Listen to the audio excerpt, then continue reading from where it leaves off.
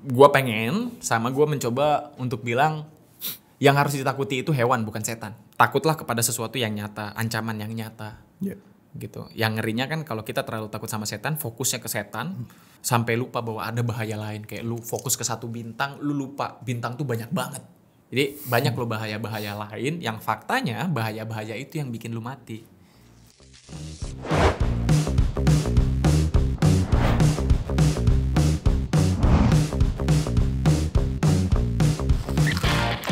Selamat datang kembali di Freudian Podcast Special episode bersama Euphoria. Kali ini di episode kedua saya sudah bersama abang-abang yang sering berpetualang, abang-abangan kita semua, Bang Zawin Nur.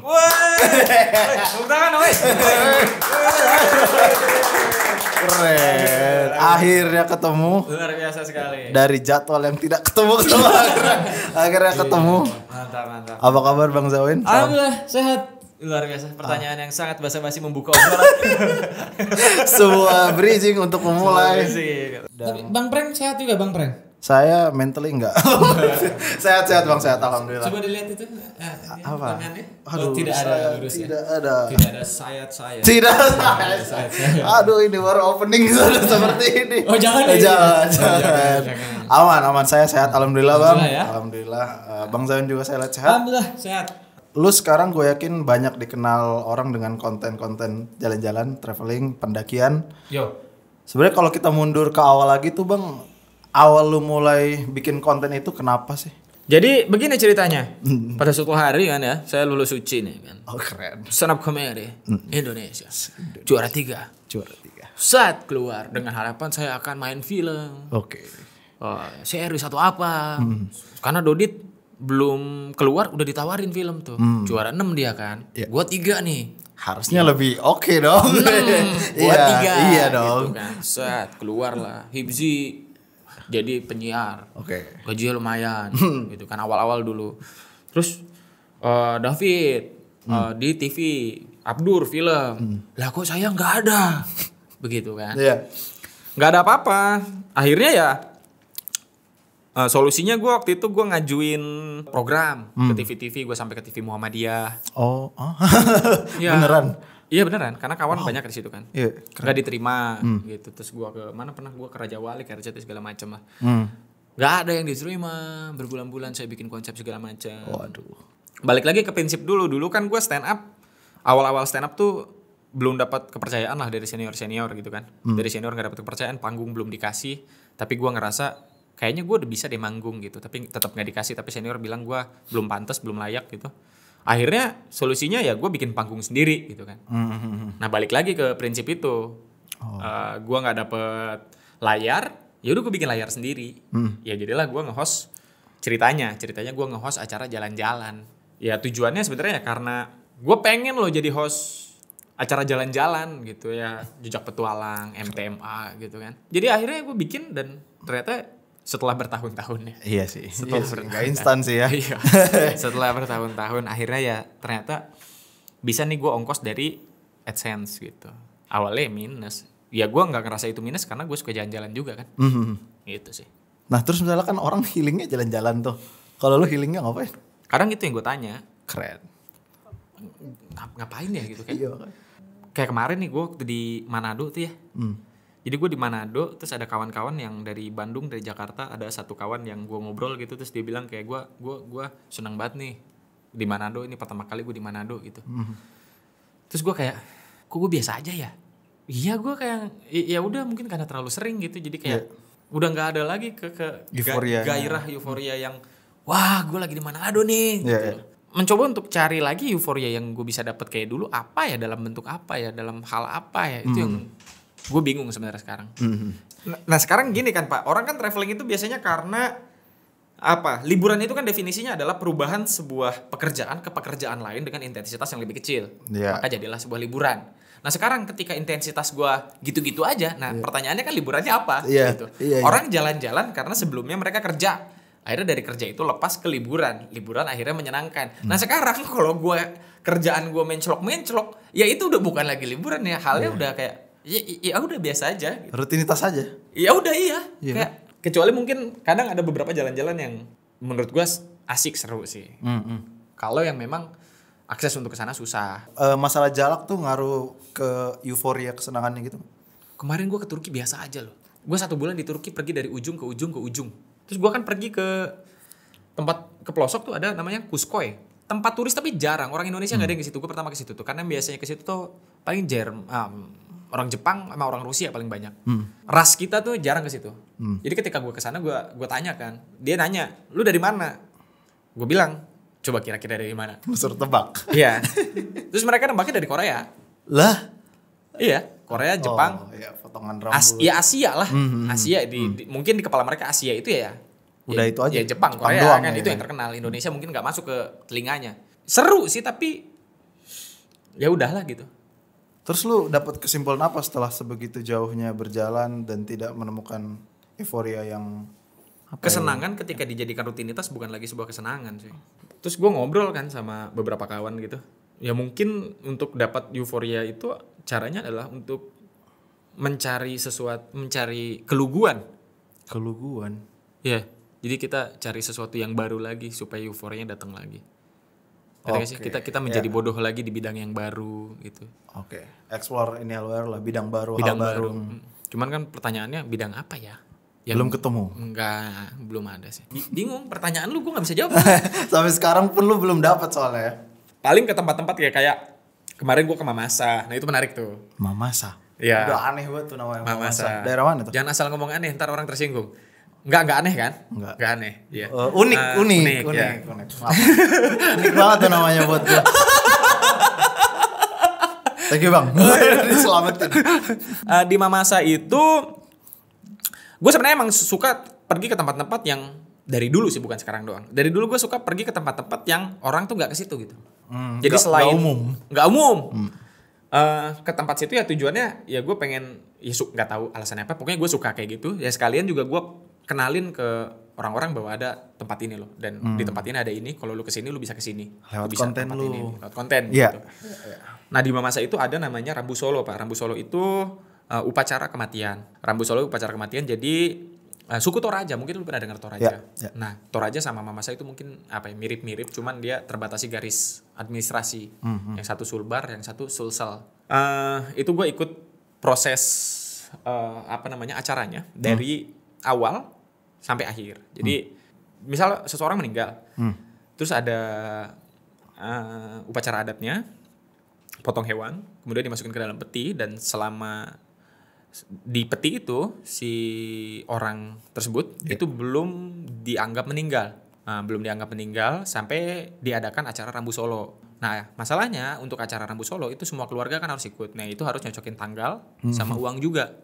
Gitu kan. Nah, sampai akhirnya dari situ ketika dimasukin ke dalam peti itu sepakatlah mereka akan diadakan Rambu Solo kapan? Di keluarga ini 1 tahun kemudian. Ada yang sampai 4 tahun gitu. 1 tahun kemudian, dan selama 1 tahun itu ada di dalam rumah, gue lupa namanya istilahnya apa, dan itu harus ada yang nemenin 1 orang. Satu orang waktu itu yang nemenin istrinya. Istrinya nemenin si bapak itu yang sudah meninggal tapi belum dianggap meninggal, ditemenin dan dikasih makan. Dimasukin itu, bang ke dalam peti? Enggak. Jadi ada makanan yang diganti terus. Begitu. Dan si ibu ini dia nggak boleh makan nasi, jadi puasa makan nasi. Dan dia nggak kemana-mana kecuali di tempat itu sama ke toilet. Nah makanannya disediakan sama keluarga yang lain. Kayak gitu. Sampai akhirnya diadakan Rambu Solo. Rambu Solo itu dibuka petinya, baru itu dianggap meninggal. Disitulah nangis. Gitu nangis. Terus upacaranya itu dari awal pembukaan peti hari pertama itu 10 hari.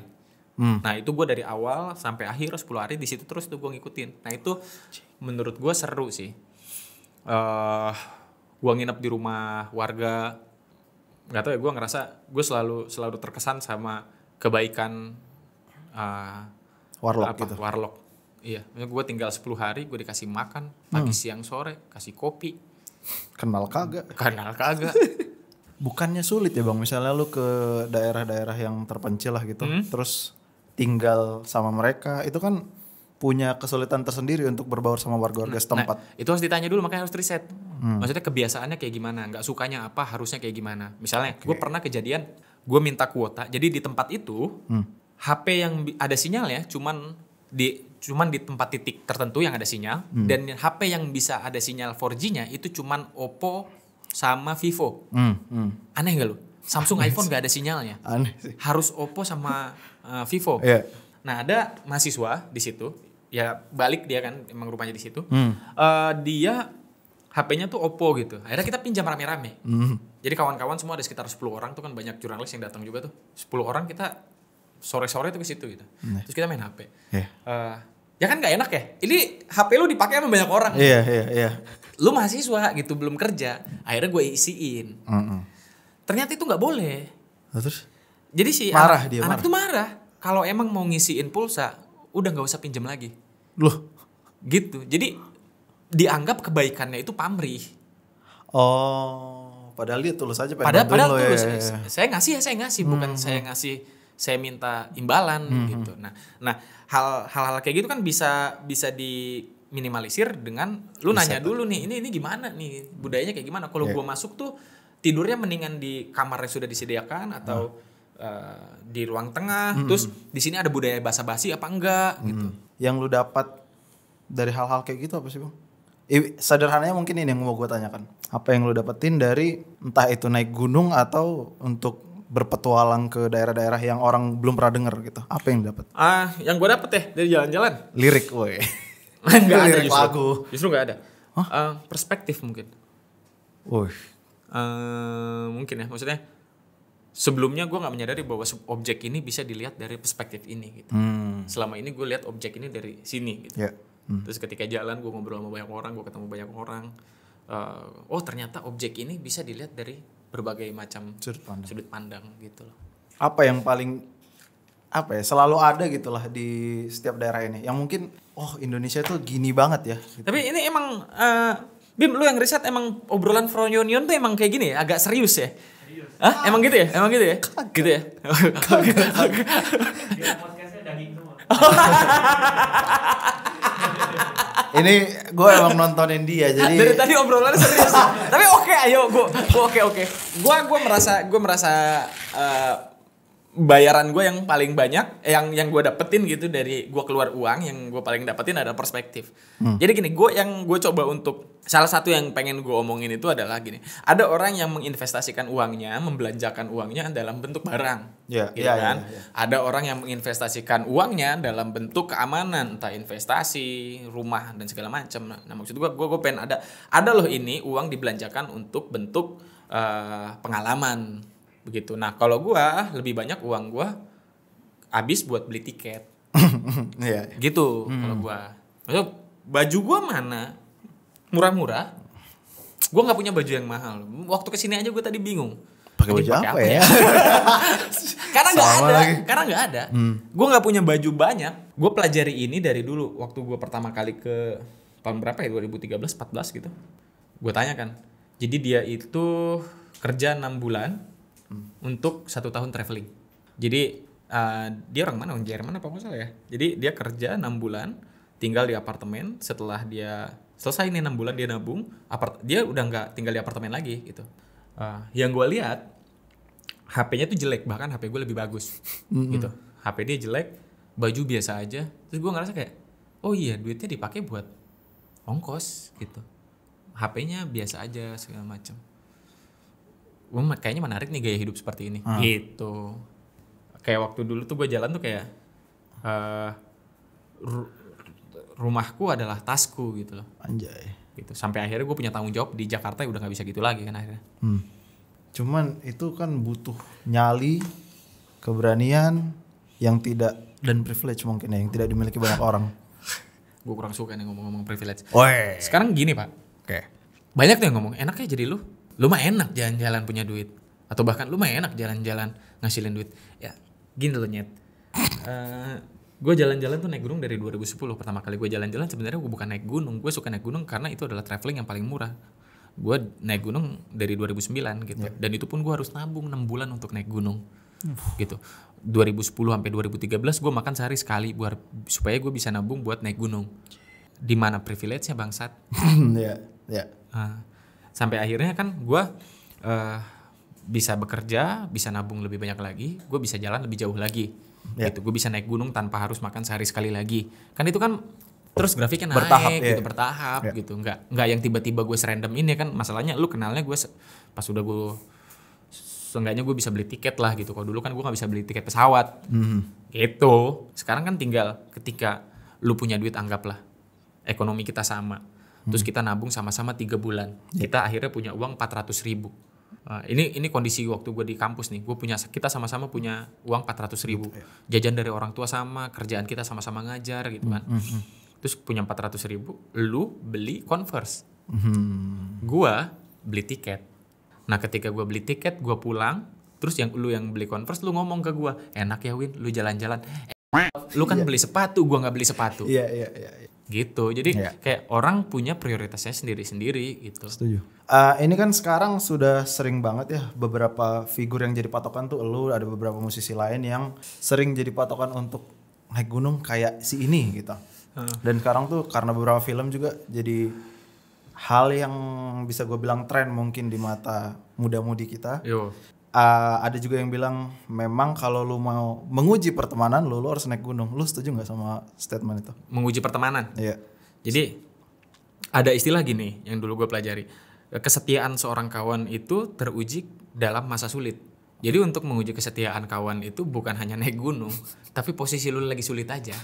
Bisa jadi motor lu mati, temen lu ada yang dateng nggak? Iya. Ya.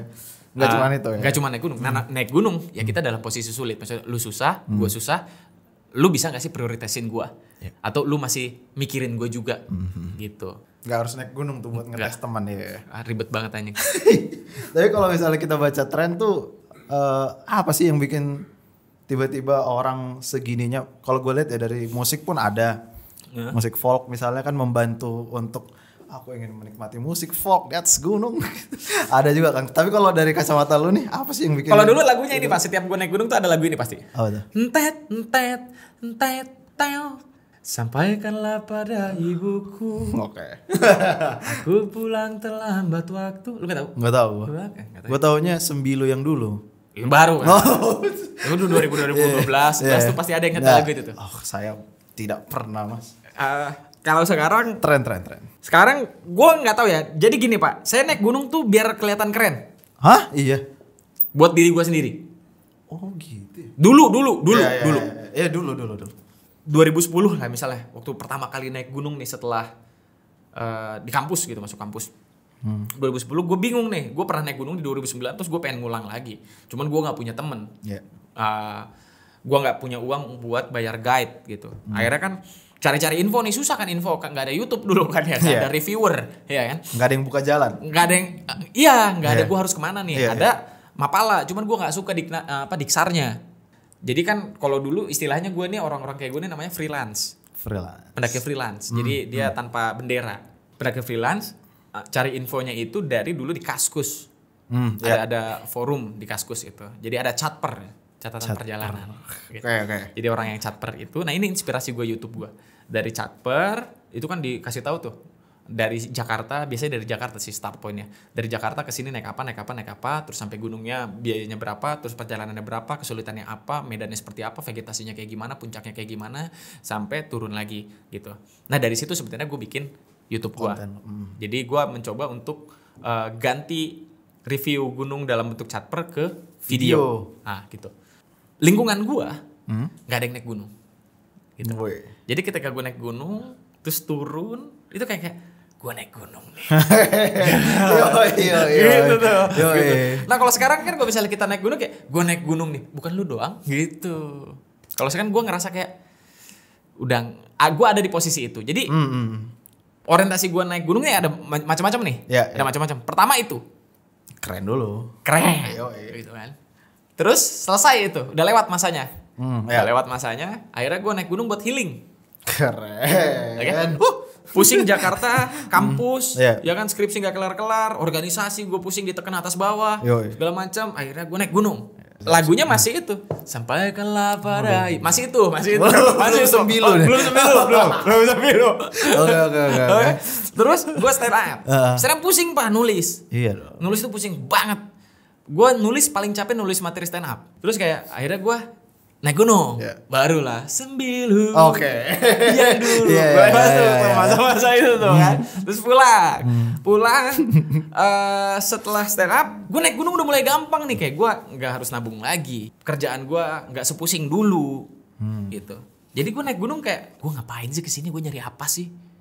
Gitu kan. Sampai akhirnya pas gue naik gunung itu, dengan pertanyaan itu, gue jalan malam, gue ngerasa ketakutan di sebuah gunung. Iya. Gue ngerasa ketakutan, kayak anjing nih serem banget gue naik gunung berdua. Yoi. Malam-malam nih, gunung angker lah. Wah kayaknya seru deh gue naik gunung untuk rasain takut. Shifting nih Iya, tujuannya. Ya. akhirnya tujuannya ganti. Iya. Akhirnya gue naik gunung malam terus, buat ngerasain takut. Berdua, berempat sama sekali gak takut. Akhirnya gue naik gunung berdua. Aduh, serem nih. Lama-lama, kok gak serem lagi ya? Waduh. Gitu. Anjing gue nyari apa lagi di gunung? Gitu. Akhirnya sampailah saya mau bikin ekspedisi ini. Iya, ekspedisi Langit Kelabu. Langit Kelabu yang seram-seram. Pendakian 7 gunung horor Pulau Jawa. Yoi. Gitu. Jadi kayaknya ini alasan yang oke nih untuk sekarang. Itu sesuatu yang belum bisa dibuktikan iya atau tidak kan ya. Iya, setuju. Kalau gue kan lebih ke arah, gue gak 100% ke enggak, tapi cenderung ke enggak gitu. Nah kan pertanyaan gue gimana caranya kita menemukan sesuatu yang tidak ada. Aneh banget.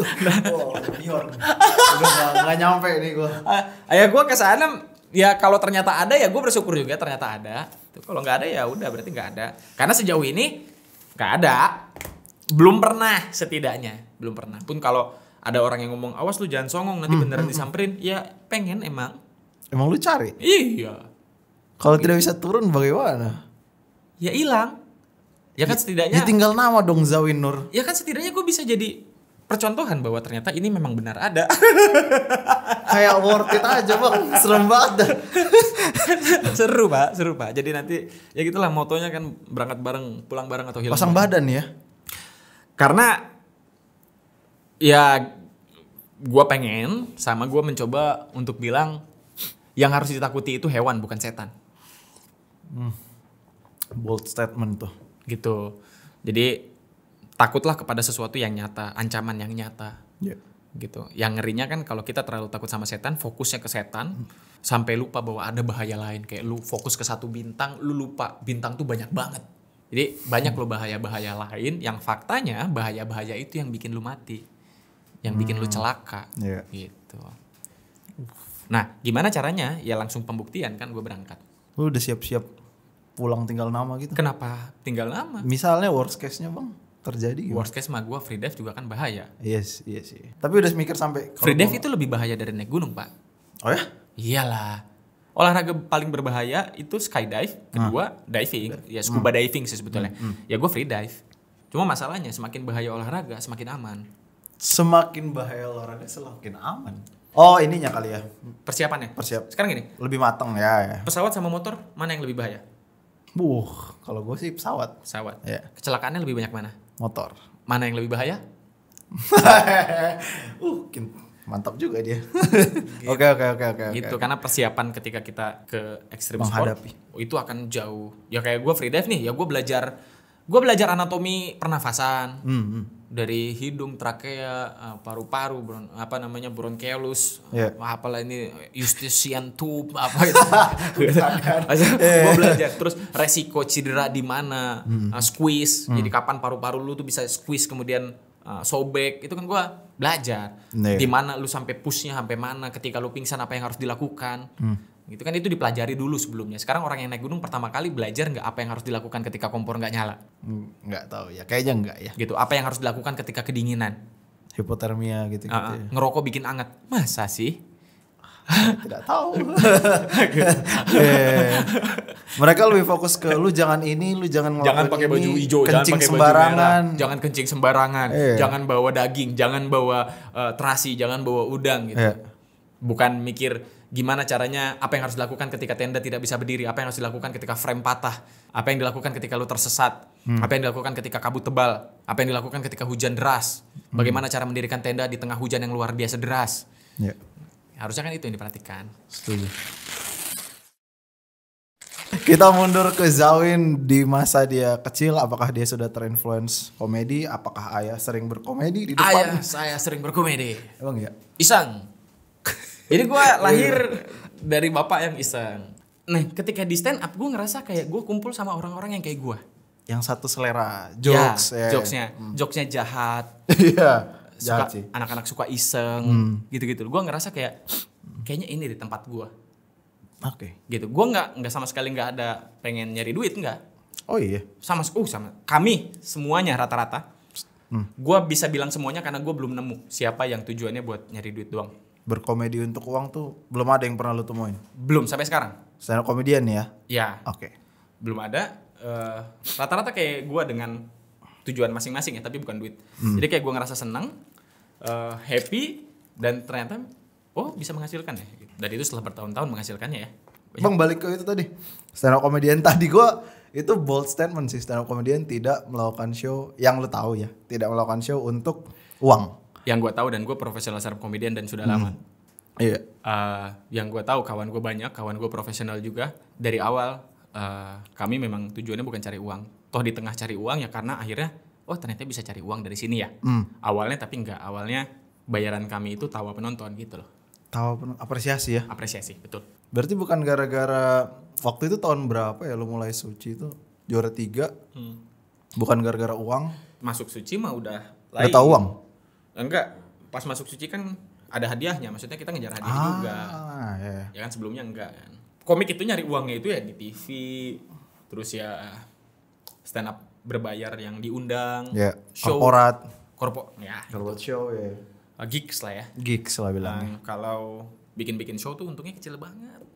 Pun kalau untung dikit, yang bisa untung banyak tuh jarang. Paling modelan sekelas Panji, karena dia juga kan bertahun-tahun ngelakuin itu. Awalnya dia rugi. Iya setuju. Awalnya rugi tuh pertama kali bikin tour tuh rugi. Ernest pertama kali rugi. Kalau nggak salah rugi deh. Kalau nggak pun even lah gitu. Masih. Apa ya? Nggak Balik minus, modal aja lah. modal Iya aja balik gitu. modal aja. Pertama kali gue bikin show itu untungnya Pizza Hut. Dibayar pizza doang. Yang nggak dibayar, maksudnya keuntungannya cuma bisa buat beli Pizza Hut 1 kali makan. Anjay. Persiapannya 3 bulan.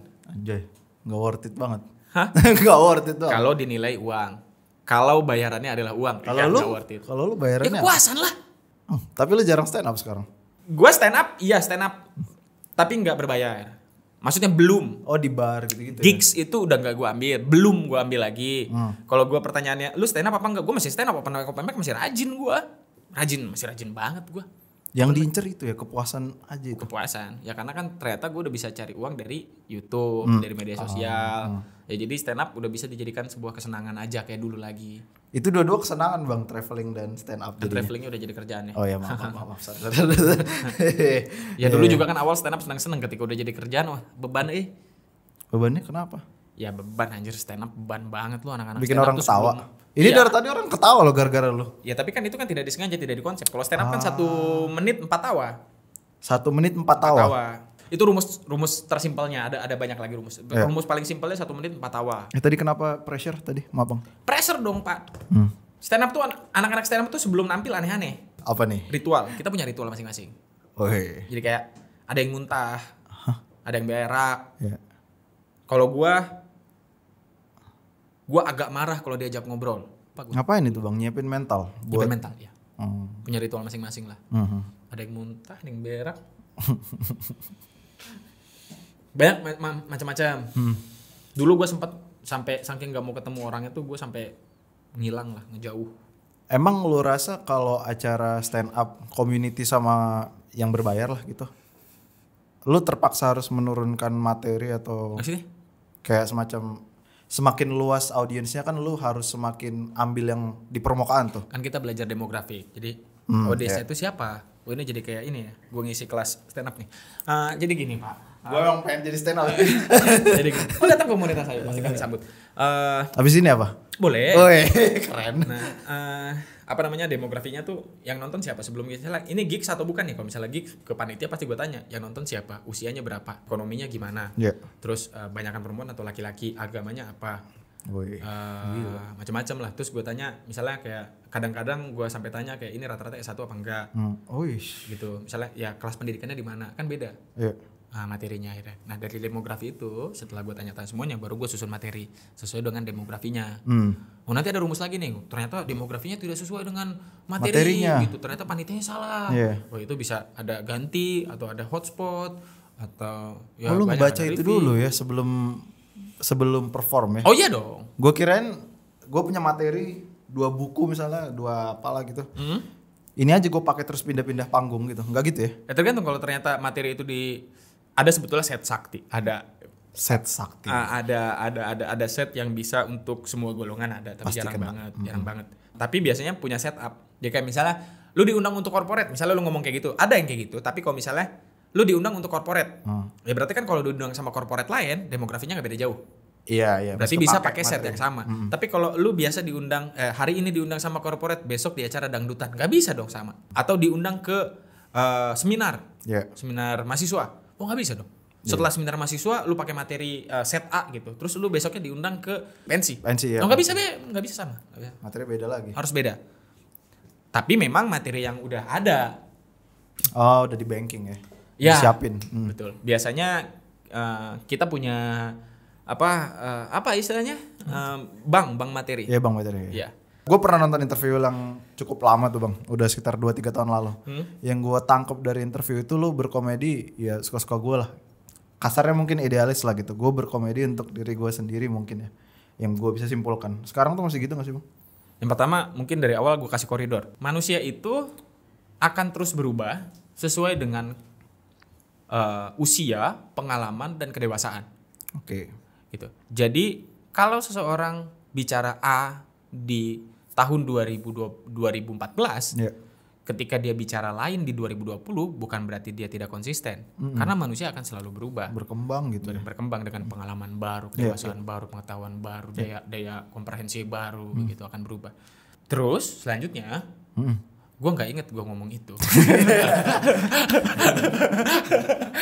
Oger tuh langsung ketawa semua. Oke. Gitu. Ya komedi. Yoi. Masa kalau diundang gigs nggak mungkin. Ya gue harus ikutin Sikat. apa yang audiens mau. Iya. Gitu dong. Gak bisa idealis. Hah? Idealis untuk apa dulu nih? Untuk gua hanya akan menyuarakan yang menjadi keresahan gua. Gak bisa ya karena Materi stand up itu akan terlahir dari pengetahuan dan kepedulian. kepedulian. Nah, jadi lu peduli apa dan lu tahu tentang apa yang lu peduli apa enggak. Kalau ketemu dua-duanya jadilah materi. Gitu, terlepas dari bagus atau tidak, tapi dasarnya yang gue lihat adalah itu. Gitu. Siap. Jadi kalau misalnya bicara idealis apa enggak idealis, pertanyaannya betulan idealis atau jangan-jangan memang gue cuma tahu itu. Memang gue pedulinya tentang itu, gue taunya tentang itu. Kalau misalnya sekarang gue stand up, kebanyakan materi gue pasti tentang jalan-jalan. Ya karena gue peduli jalan-jalan, gue taunya tentang jalan-jalan ya. Akhirnya jadi materi stand up. Kecuali ada metode lain. Metode lain untuk penulisan stand up ada namanya observasi. Observasi apa yang terjadi current issue di Current negara. issue, Ya. Atau bisa pakai metode observasi, gitu. Jadi bisa storytelling Storytelling. atau materinya observasional. Berarti susah ya dari stand up comedian ya. Harus mikir. Kalau gampang ya nulis. Kalau Ya benar banget. Enggak apa valid kalau Iya. ngomong gitu valid. kalau gampang ya kami dibayar murah. Oh iya. Mahal berarti. Zain dibayar mahal. Gitu. Ya. Dan pasti setiap kita juga pasti punya ranah idealisnya masing-masing lah. Ya.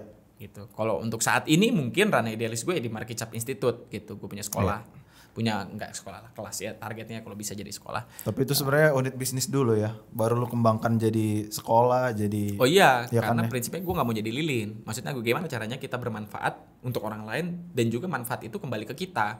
Buset. Gitu. Maksudnya kan jadi win-win solution. Maksudnya dari sisi ego Tersalurkan, idealis iya. tersalurkan, Iya. dari sisi manfaat tersalurkan untuk orang pun untuk kita. Iya. Gitu. Kalau jadi lilin kan kebaikan itu tidak akan tahan lama. Gitu. Jadi menurut gue harus dapat umpan baliknya gitu. Manfaat sama-sama bermanfaat gitulah kira-kira. Ya dari Marquis Cap gue buka usaha, ternyata ada dana sedikit dari hasil keuntungan, bikinlah gue Marquis Cap Institute. Wah ternyata dananya masih kurang. ya di situ kan gue bisa jadi dari ego gue untuk memenuhi ego gue bisa jadi manfaatnya adalah kan manfaat itu materi non materi kan. Ya manfaatnya akhirnya mungkin bisa jadi gimana caranya supaya Market Cap Institute ini punya duit. Ya gue harus ngembangin omset si bisnis tadi dong. Market Cap itu sendiri ya. Ya setidaknya kan itu ya paling sedikit seenggaknya manfaatnya itu. Gitu karena di kampus dulu gue diajarin banyak-banyaklah memberi karena ketika memberi kau menerima gitu. Gue sebenarnya masih pengen panjang banget nih ngomongin Market Caps dan karya-karya Anda seperti Pak Jiro. Oh iya. Tapi sayang tahun ini saya rilis album lah. Album lah ya. Album ya. Kenapa ini mungkin jadi topik terakhir, subtopik terakhir. Oke. Pertanyaan saya adalah kenapa Anda bermusik? Karena saya ini dasarnya adalah seorang storyteller. Nulis. Mediumnya bisa apa aja? Iya, mediumnya apa aja. Salah satunya adalah musik. Kalau stand up comedy bisa menyampaikan, jadi setiap medium memiliki keunikannya masing-masing yang tidak dimiliki medium-medium lainnya. Misalnya ada sesuatu yang bisa disampaikan lewat tulisan, tidak bisa disampaikan lewat komedi. Ada yang bisa lewat komedi, tidak bisa lewat tulisan. Ada yang bisa lewat musik, tidak bisa lewat yang lainnya. Begitu. Jadi setiap medium punya ciri khasnya masing-masing. Nah, musik adalah salah satu medium. Jadi kenapa tidak? Iya. Gitu. Pun kalau ternyata ada yang suka atau nggak suka, ya itu hak lo. Gue bikin. Nah, gue bikin musik ya dari dulu juga. Cuman dulu dari SMA gue udah nulis musik gitu. Nyanyi-nyanyi buat biasanya ngatain orang. Jadi nyanyi buat ngatain orang. Ada beberapa yang dicatat, ada yang tiba-tiba lupa lagi kan gitu. Gue udah lama, cuman dari dulu karena gue dasarnya adalah orang yang ngocol, suka ngatain orang. Biasanya berkomedi di tongkrongan kayak gitu kan. Gue takut untuk nyanyi karena ketika nyanyi gue dibilang anjing sok lu. Aduh. Kan gitu kan. Karena ya kita nggak di situ kan, kita di komedi gitu. Atau akhirnya, mungkin temen lo nggak siap menerima potensi lo yang lain. Mungkin. Gue ngejilat dia terus dari tadi. Ya ketemu fanboy, idola gue. Akhirnya malu itu gue patahin aja. Udah sekarang ya terserah lu lah mau. Pun setidaknya malu itu pun dikompensasi dengan musiknya musik ada bau komedinya. Ya kan itu setidaknya mengkompensasi rasa takut. Gitu. Lu itu mau bikin album tahun ini udah ketemu ininya apa? Berapa jumlah singlenya? Kita udah record 5. Nice. Cuma ternyata koreksinya kemarin temanya terlalu sama. Ya akhirnya nulis lagi nih. Gitu nulis lagi. Ya udahlah sampai ketemu minimal 8 kan ya album ya? Iya gak sih? Iya. Ketemu 8 ya, atau 8 atau 9 lah gitu rilis. Kalau suka ya denger, kalau enggak ya udah. Udah ada judulnya belum? Apanya? Judul albumnya dong. 7,5. Judulnya 7,5. Temanya kampus. Kampus? Temanya kampus. Itu kalau dipanjangin boleh gak ya? Tapi itu kan sudah memori yang sangat lalu gitu. Masih bisa dikemas dalam karya. Ya kan gue nulis dari dulu. Oh itu di bank gitu ya? Ya, gue punya kan ngerekamnya pakai voice note. Gokil. Ada, terus ya udah disusun lagi, terus di record. Kalau misalnya lu ngomong itu kan masa lalu. Iya. Kebanyakan cerita cinta juga masa lalu kan. Iya biasanya kita kan ngeliat diri kita yang dulu tuh malu kan. Ih gue dulu gini ya Nora gitu. Yo, nah kan kita menulis itu dengan perspektif sekarang. Oh dikemas ulang dengan sudut pandang yang sekarang. Nice banget. Terjun kapan siap biar kita bisa syutingin di Froyonion? Keren. Menarik. Ayolah kita berkolaborasi lah. Froyonion kan bikin kelas apa tadi ada obrolan kita bikin kelas apa. Apa yang Froyonion punya, apa yang kita punya, terus kita gabungin jadi sesuatu yang bagus lah gitu. Kita terus kan di sini juga kalau misalnya budgetnya nggak ada kan ada rokok enak. Iya kan. Kita explore bareng lah idenya. Explore bareng ya kan.